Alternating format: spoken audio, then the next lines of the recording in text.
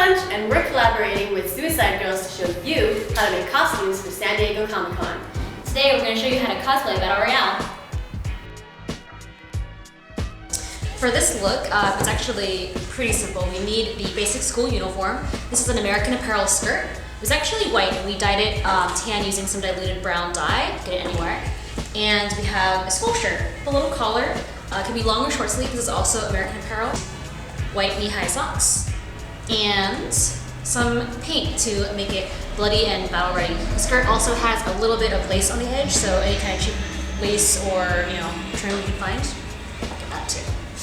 And for the collar that all the students wear, just need a few basic things: cardboard, foam, mirror paper, glue, Velcro, and some cutting tools and a pen.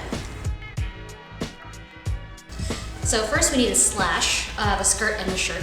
Pretty easy. The best way to get natural looking battle damage is to kind of crumple it up with your hand and then push the scissors like that. Then you get some kind of fun spiky bits like that. So go and slash it up as much or as little as you want. You can cut off buttons, cut into the collar. So this is what it looks like. Again, crinkling and cutting. Jagged lines look the most natural. So this is your battle damage skirt now. Here's the front, back. Okay, so next we're gonna make some bloody splashes. We need a little bit of water, and we're gonna do red and like one little dash of black. So this is just an acrylic paint. You can use any kind of paint for this. Don't put it in the wash, ever. You're just gonna splash it on like blood splatter, dripping. And you can do a couple of rough patches. Maybe they got cut by a tree. So this is the shirt, and here's the back. Okay, and here's the skirt. So we're gonna take our ruffled lace.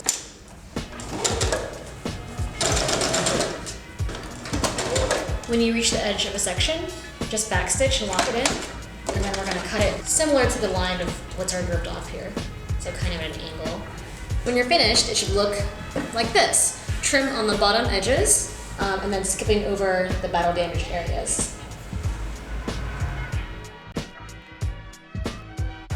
So now we're going to do the collar, and it's basically two pieces. You're going to cut out your two pattern pieces from cardboard. First things first, you need to make sure that it's actually long enough to go around your neck with a bit of give.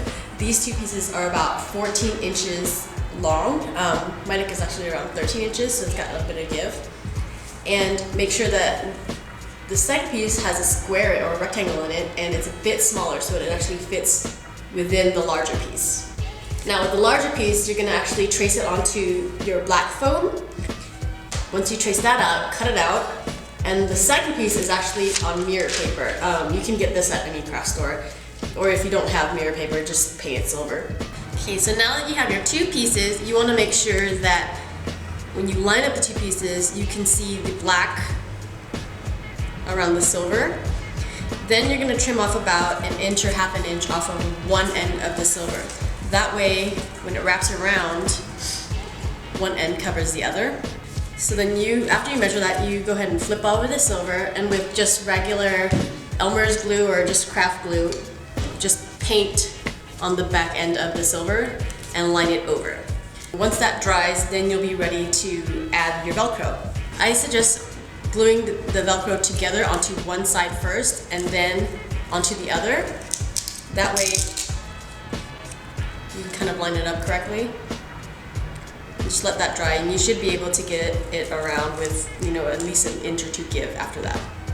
And then you're done.